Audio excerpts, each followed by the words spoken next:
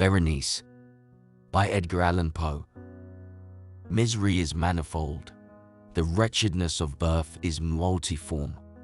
Overreaching the wide horizon like the rainbow, its hues are as various as the hues of that arch, as distinct too, yet as intimately blended. Overreaching the wide horizon like the rainbow. How is it that from beauty I have derived a type of unloveliness? From the covenant of peace a simile of sorrow. But thus is it. And as, in ethics, evil is a consequence of good, so, in fact, out of joy is sorrow born. Either the memory of past bliss is the anguish of today, or the agonies which have their origin in the ecstasies which might have been. I have a tale to tell in its own essence rife with horror. I would suppress it were it not a record more of feelings than of facts. My baptismal name is Egus, that of my family I will not mention.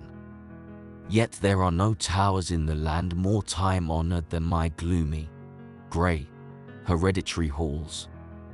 Our line has been called a race of visionaries, and in many striking particulars, in the character of the family mansion, in the frescoes of the chief saloon, in the tapestries of the dormitories, in the chiseling of some buttresses in the armory, but more especially in the gallery of antique paintings, in the fashion of the library chamber, and, lastly, in the very peculiar nature of the library's contents. There is more than sufficient evidence to warrant the belief. The recollections of my earliest years are connected with that chamber, and with its volumes, of which latter I will say no more. Here died my mother. Herein was I born. But it is mere idleness to say that I had not lived before, that the soul has no previous existence. You deny it. Let us not argue the matter. Convinced myself, I seek not to convince. There is, however, a remembrance of aerial forms, of spiritual and meaning eyes, of sounds musical yet sad, a remembrance which will not be excluded. A memory like a shadow, vague, variable, indefinite, unsteady, and like a shadow too, in the impossibility of my getting rid of it, while the sunlight of my reason shall exist. In that chamber was I born, thus awaking, as it were, from the long night of what seemed, but was not, nonentity at once into the very regions of fairyland, into a palace of imagination, into the wild dominions of monastic thought and erudition. It is not singular that I gazed around me with a startled and ardent eye, that I loitered away my boyhood in books, and dissipated my youth in reverie. But it is singular that as years rolled away, and the noon of manhood found me still in the mansion of my fathers, it is wonderful what stagnation there fell upon the springs of my life. Wonderful how total an inversion took place in the character of my common thoughts. The realities of the world affected me as visions, and as visions only, while the wild ideas of the land of dreams became, in turn, not the material of my everyday existence, but in very deed that existence utterly and solely in itself. Berenice and I were cousins, and we grew up together in my paternal halls, yet differently we grew. I love health and buried in gloom, she agile, graceful, and overflowing with energy. Hers the ramble on the hillside, mine the studies of the cloister. I living within my own heart, an addicted body and soul to the most intense and painful meditation, she roaming carelessly through life with no thought of the shadows in her path, or the silent flight of the raven-winged hours. Berenice. I call upon her name, Berenice, and from the grey ruins of memory 1,000 tumultuous recollections are startled at the sound. For, Vividly is her image before me now, as in the early days of her light-heartedness and joy. Oh, gorgeous yet fantastic beauty! Oh, sylph amid the shrubberies of Onheim! Oh, naiad among her fountains! And then all is mystery and terror, and a tale which should not be told. Disease, a fatal disease, fell like the simoom upon her frame, and, even while I gazed upon her, the spirit of change swept over her, pervading her mind, her habits, and her character, and, in a manner the most subtle and terrible, disturbing even the very identity of her person. Alas, the destroyer came and went, and the victim, where was she? I knew her not, or knew her no longer as Berenice.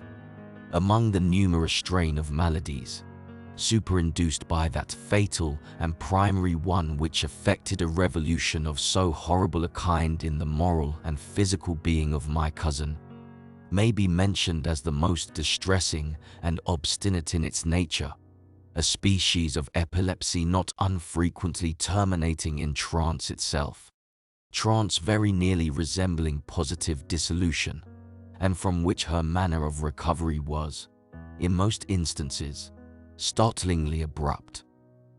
In the meantime, my own disease, for I have been told that I should call it by no other appellation, my own disease, then, grew rapidly upon me, and, aggravated in its symptoms by the immoderate use of opium, assumed finally a monomaniac character of a novel and extraordinary form, hourly and momentarily gaining vigor, and at length obtaining over me the most singular and incomprehensible ascendancy. This monomania, if I must so term it, consisted in a morbid irritability of the nerves immediately affecting those properties of the mind, in metaphysical science termed the attentive. It is more than probable that I am not understood, but I fear that it is indeed in no manner possible to convey to the mind of the merely general reader an adequate idea of that nervous intensity of interest with which, in my case, the powers of meditation, not to speak technically, busied and, as it were, buried themselves in the contemplation of even the most common objects of the universe.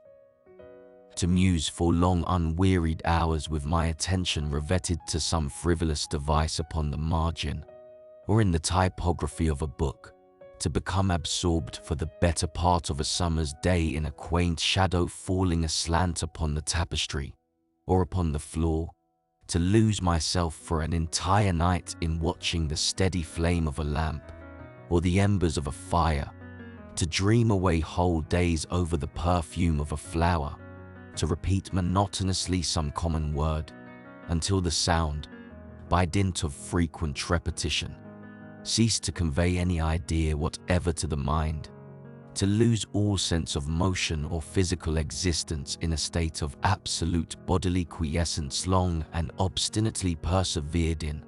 Such were a few of the most common and least pernicious vagaries induced by a condition of the mental faculties, not, indeed, altogether unparalleled, but certainly bidding defiance to anything like analysis or explanation. Yet let me not be misapprehended.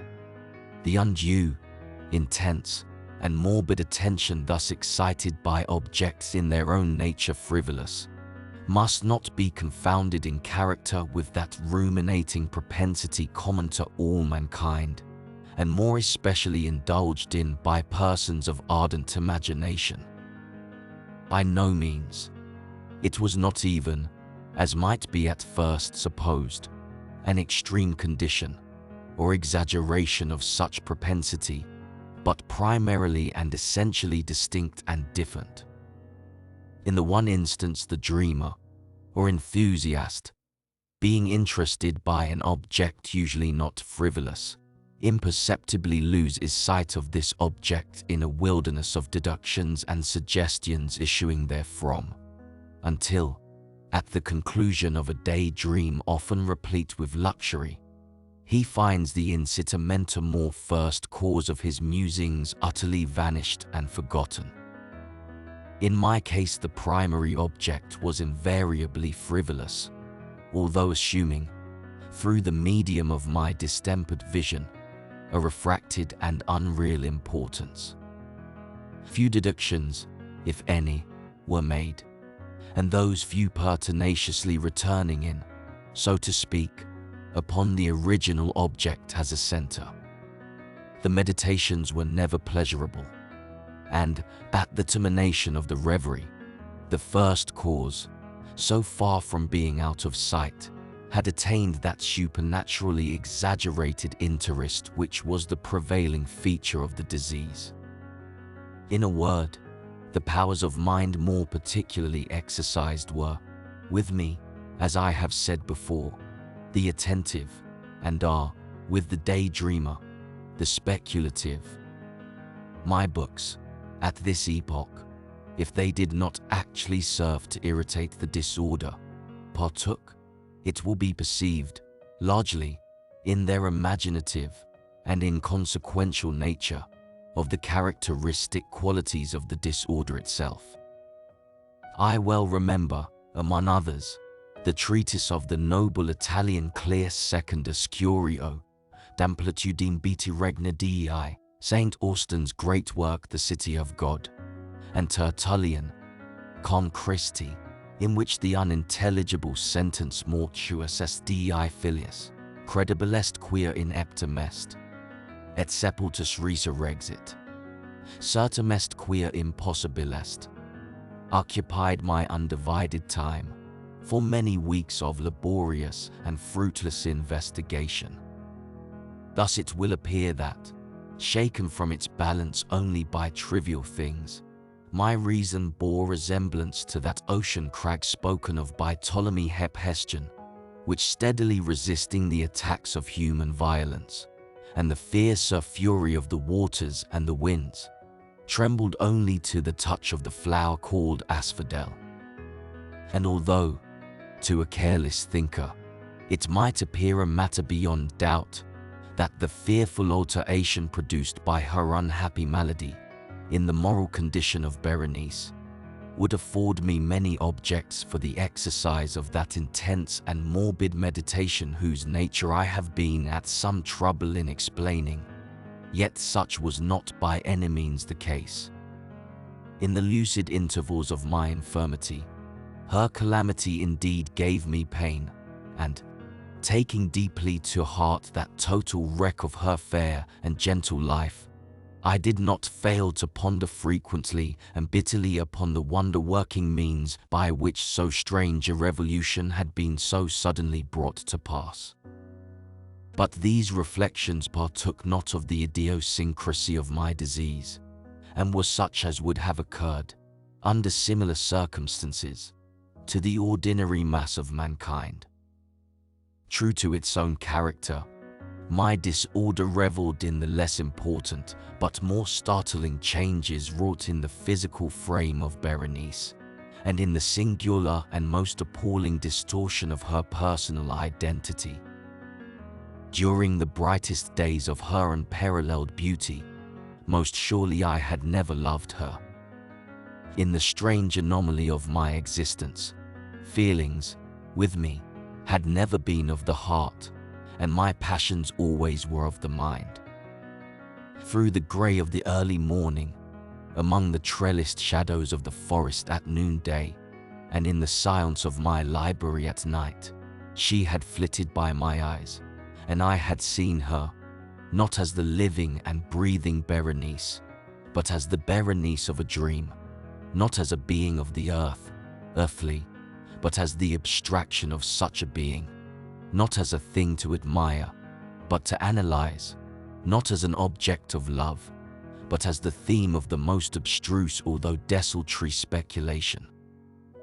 And now I shuddered in her presence, and grew pale at her approach, yet, bitterly lamenting her fallen and desolate condition, I knew that she had loved me long, and, in an evil moment, I spoke to her of marriage. And at length the period of our nuptials was approaching, when, upon an afternoon in the winter of the year, one of those unseasonably warm, calm, and misty days which are the nurse of the beautiful halcyon, I sat, as I thought alone, in the inner apartment of the library. But uplifting my eyes, Berenice stood before me. Was it my own excited imagination, or the misty influence of the atmosphere, or the uncertain twilight of the chamber, or the grey draperies which fell around her figure, that caused it to loom up in so unnatural a degree? I could not tell. Perhaps she had grown taller since her malady. She spoke, however, no word, and not for worlds could I have uttered a syllable. An icy chill ran through my frame. A sense of insufferable anxiety oppressed me.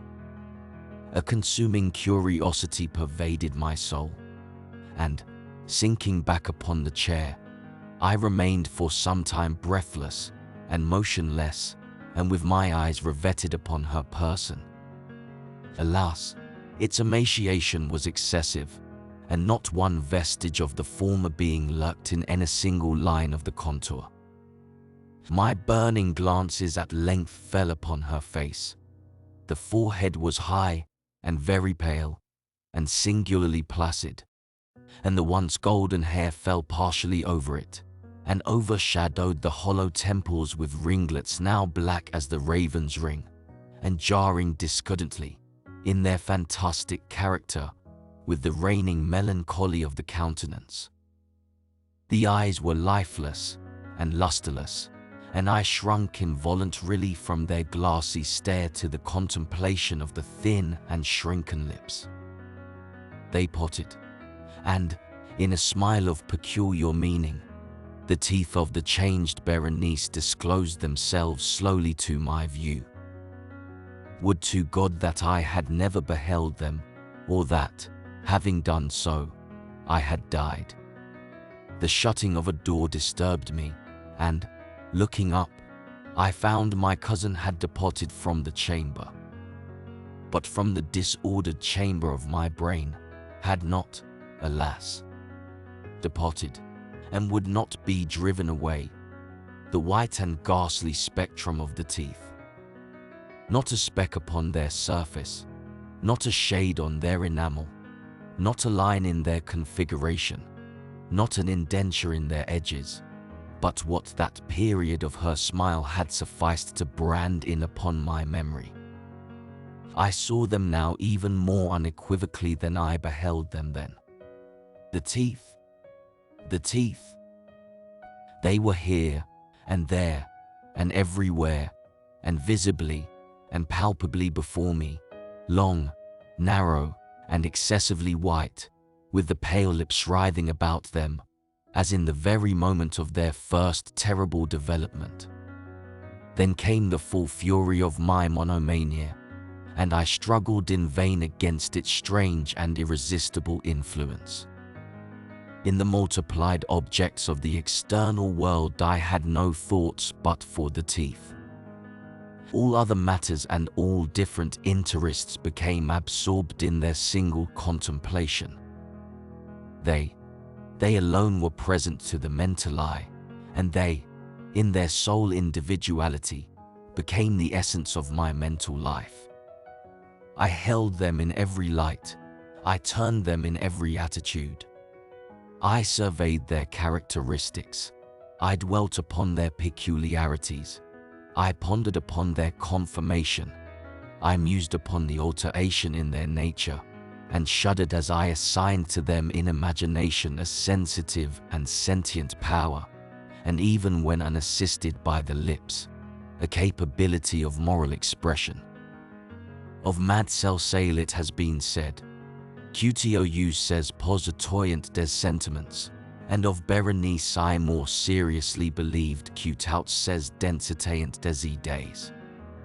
And the evening closed in upon me thus, and then the darkness came, and tarried, and went, and the day again dawned, and the mists of a second night were now gathering around, and still I sat motionless in that solitary room, and still I sat buried in meditation, and still the phantasma of the thief maintained its terrible ascendancy as, with the most vivid and hideous distinctness, it floated about amid the changing lights and shadows of the chamber.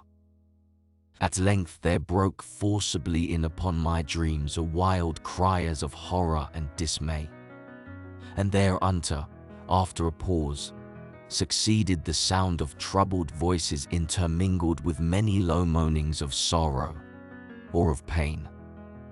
I arose hurriedly from my seat, and, throwing open one of the doors of the library, there stood out in the antechamber a servant maiden, all in tears, and she told me that Berenice was no more. Seized with an epileptic fit, she had fallen dead in the early morning, and now, at the closing in of the night, the grave was ready for its tenant, and all the preparations for the burial were completed. With a heart full of grief, yet reluctantly, and oppressed withal, I made my way to the bedchamber of the departed.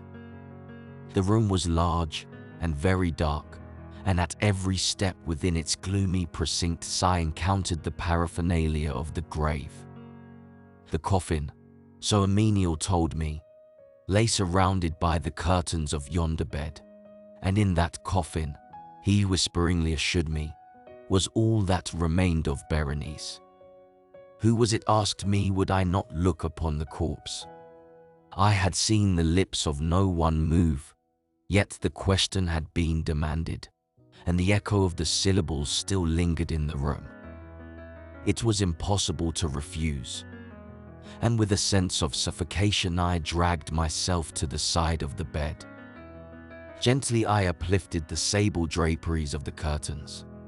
As I let them fall, they descended upon my shoulders, and shutting me thus out from the living, enclosed me in the strictest communion with the deceased.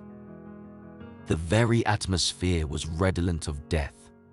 The peculiar smell of the coffin sickened me, and I fancied a deleterious odor was already exhaling from the body. I would have given worlds to escape, to fly from the pernicious influence of mortality, to breathe once again the pure air of the eternal heavens. But I had no longer the power to move. My knees tottered beneath me, and I remained rooted to the spot, and gazing upon the frightful length of the rigid body as it lay outstretched in the dark coffin without a lid. God of heaven, is it possible? Is it my brain that reels, or was it indeed the finger of the enshrouded dead that stirred in the white cerement that bound it? Frozen with unutterable awe, I slowly raised my eyes to the countenance of the corpse. There had been a band around the jaws, but, I know not how, it was broken asunder. The livid lips were wreathed into a species of smile, and, through the enveloping gloom, once again there glared upon me into palpable reality the white and glistening and ghastly teeth of Berenice. I sprang convulsively from the bed, and, uttering no word, rushed forth a maniac from that apartment of triple horror and mystery and death. I found myself again sitting in the library, and again sitting there alone. It seemed that I had newly awakened from a confused and exciting dream. I knew that it was now midnight, and I was well aware that since the setting of the sun Berenice had been interred. But of that dreary period which had intervened I had no positive, at least no definite comprehension. Yet its memory was rife with horror, horror more horrible from being vague, and terror more terrible from ambiguity. It was a fearful page in the record of my existence, written all over with dim and hideous and unintelligible recollections. I strived to decipher them, but in vain, while ever and anon, Like the spirit of a departed sound, the shrill and piercing shriek of a female voice seemed to be ringing in my ears. I had done a deed. What was it? And the echoes of the chamber answered me. What was it? On the table beside me burned a lamp, and near it lay a little box of ebony. It was a box of no remarkable character, and I had seen it frequently before, it being the property of the family physician. But how came it there upon my table, and why did I shudder in regarding it? These things were in no manner to be accounted for, and my eyes at length dropped to the open pages of a book, and to a sentence underscored therein.